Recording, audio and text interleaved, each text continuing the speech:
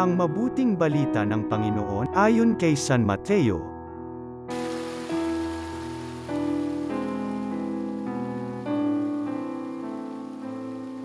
Noong panahong iyon, sinabi ni Jesus sa kanyang mga alagad, "Kung ibig nino mang sumunod sa akin, limutin niya ang ukol sa kanyang sarili, pasanin ang kanyang krus at sumunod sa akin.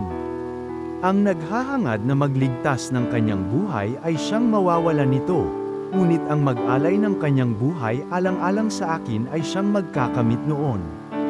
Ano nga ang mapapala ng isang tao, makamtan man niya ang buong daigdig kung ang katumbas naman nito'y ang kanyang buhay? Ano ang maibabayad ng tao para mabalik sa kanya ang kanyang buhay?